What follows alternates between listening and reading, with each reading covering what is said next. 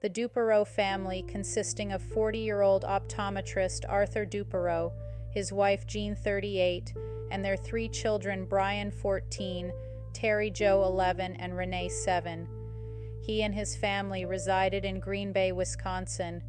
The Duperrault family, and especially Arthur, had a dream. I remember that we had a very happy family.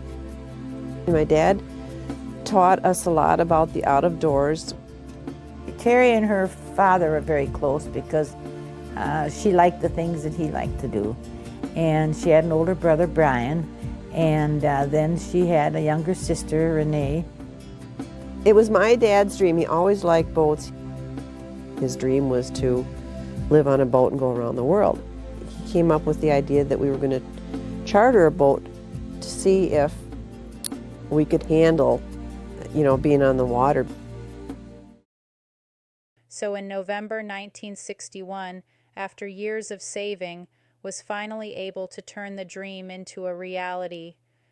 The Duperrault family were going from the Florida Keys to the Bahamas with their luxury 60-foot yacht, which they called the Bluebell. He also brought an acquainted and former Marine and World War II veteran Julian Harvey as the ship's captain, along with Harvey's new wife, Mary Dean. The Duperrault family set out in the Bluebell at around midday on Wednesday, November 8, 1961. They spent the next several days exploring Caribbean islands, snorkeling, and souvenir shopping. The family decided to set sail for Florida on the night of November 12th. While the rest of her family remained on deck, Terry Jo chose to go below to her cabin. On November 13th, sometime after noon, a crew members on board an oil tanker, Gulf Lion, sees a man waving from a dinghy shouting, "Help! Help! I have a dead baby on board." Pulling the man aboard, they notice a red-haired girl wearing a life jacket lying on the floor of the dinghy, obviously deceased. He identified himself as Julian Harvey, captain of the Bluebell. He claimed that the previous evening his ship had been hit by a squall, which caused it to keel over and the mast to snap and pierce the ship's hull. He attempted to retrieve a wire cutter from the cabin to clear the deck space, but a sudden fire broke out on board the small vessel, and he was not able to rescue his wife or any of his passengers. He was compelled to abandon the sinking vessel and board a dinghy. The body of 7-year-old Renee had soon floated by, and he had retrieved her body and attempted to revive the child. Unsuccessful in this medical effort, he had kept her body alongside him in the raft, out of respect. Harvey was detained by the authorities in Nassau. Despite his composed demeanor and the presence of various survival supplies in his dinghy, some initially expressed serious reservations about his claims. However, his account could not be disproved, and he was granted permission to return to Miami on November 15th. 3 days later, after the first rescue, on the 16th of November, a child was rescued from the Northwest Providence Channel by the Greek freighter Captain Theo. Second Officer Nikolaos Spachidakis observed a 2-by-5-foot white raft carrying a young child who was waving feebly. The freighter was stopped, and the child was lifted aboard the Captain Theo. Although the child was severely sunburned, dehydrated, and hypothermia, she was able to identify herself as Terry Jo Duperrault before lapsing into a coma. A rescue helicopter was brought in, and she was transported to a Miami hospital. 5 days later, she regained consciousness, and the story she told is very different from that of Julian Harvey. By November 20th, Terry Jo had recovered enough strength to reveal the truth about the loss of the Bluebell and its passengers to investigators. Her story begins on the evening of November 12th.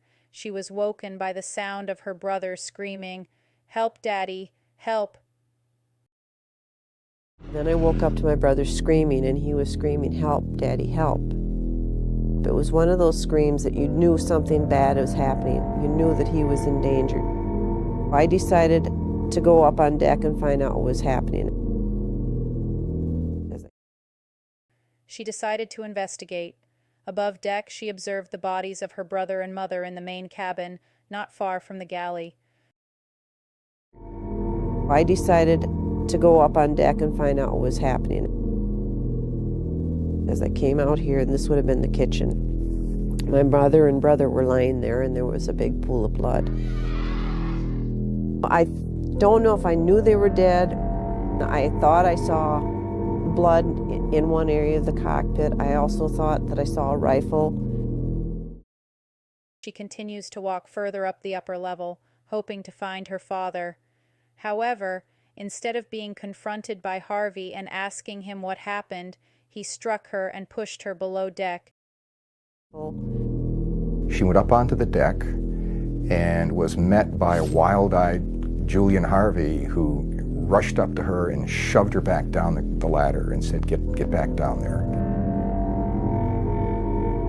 I went back down and I got back in my bed.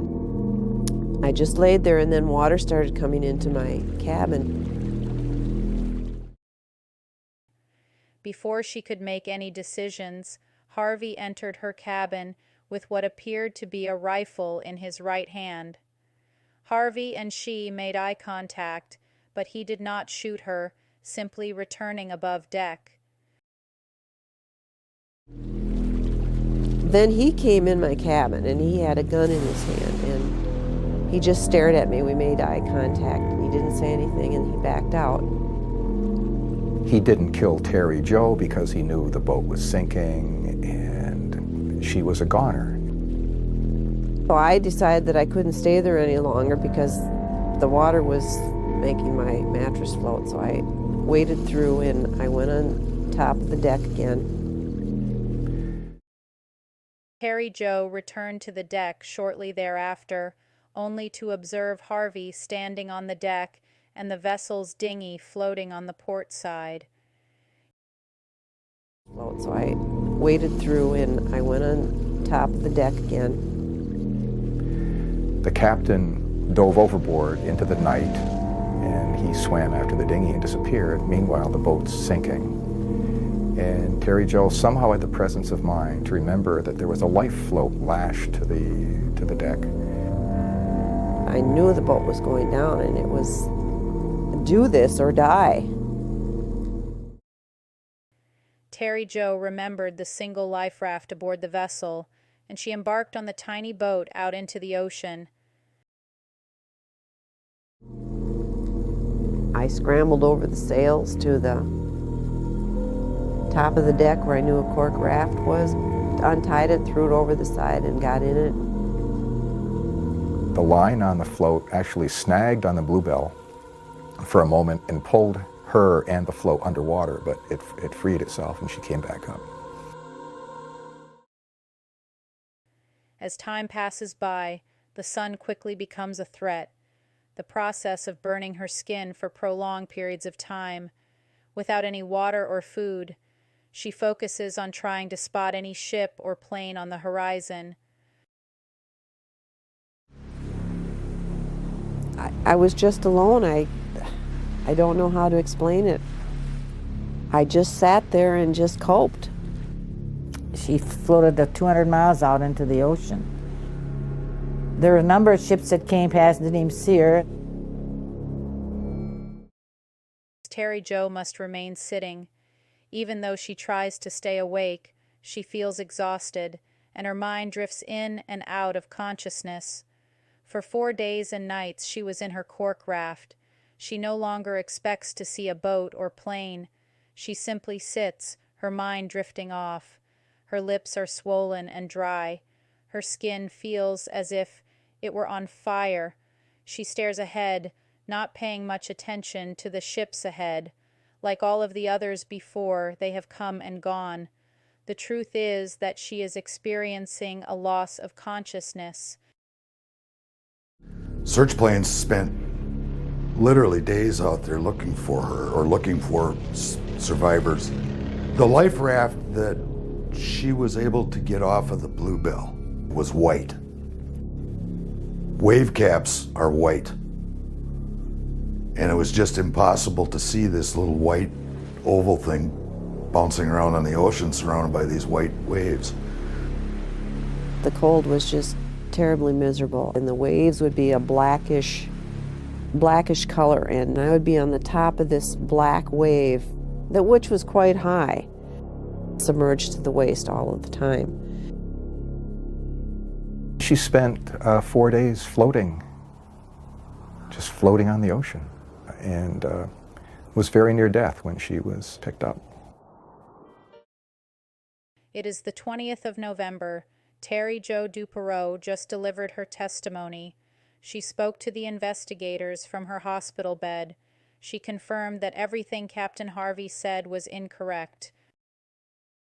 When looking into Julian Harvey's past, it becomes clear that he had done that before.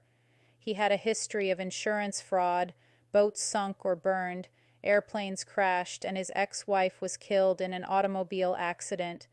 The circumstances surrounding the deaths of the Duperrault family are still unclear, but the investigation suggests that Julian Harvey was probably in process of trying to kill his wife. But one of the Duperrault's family caught Harvey, but to hide what Harvey was doing, he killed everyone on board and sank the ship. He didn't consider that Terry Jo would survive alone at sea. Well, when I was in the hospital, Captain Harvey was being interrogated by the Coast Guard. And they interrupted whatever was happening to say that a survivor was found. And as soon as Captain Harvey heard that news, he asked to be excused from the hearing. And he walked out. The next morning, a maid went into a room in a motel in Miami. She found Julian Harvey in a pool of blood, and he had evidently slashed himself and bled to death. The Coast Guard concluded that Harvey killed everybody based on her testimony and the implausibility of the things that he said, plus his past history, devious behavior and insurance fraud and boats sinking, boats burning, airplanes crashing, wives being killed in automobile accidents. And it is a fact, he had taken out a fairly large insurance policy on his wife. Terry Jo was absolutely certain that the mast of Bluebell was intact, that there had been no fire aboard the vessel, and that the sea was calm throughout the entirety of the events prior to the sinking. She was informed that Harvey had been picked up 3 days prior to herself in a life raft, alongside her sister's dead body. Harvey also claimed that he had found Renee's body floating in the water and that he had attempted to revive the child unsuccessfully. Subsequently, an autopsy revealed that the younger sibling, Renee, had died of drowning. She didn't have her immediate family, but she had the next closest to her. I loved my aunt and uncle dearly, and to this day, they're my parents. But at that time, I never wanted to let go of my mom and dad, and so growing up, it was very difficult. Even though Terry Jo survived, she lost her whole family. Terry Jo's aunt and uncle take her in, treat her as if she were their own daughter. It took years for her to recover. She is a good example of how life can be worth living even after tragedy.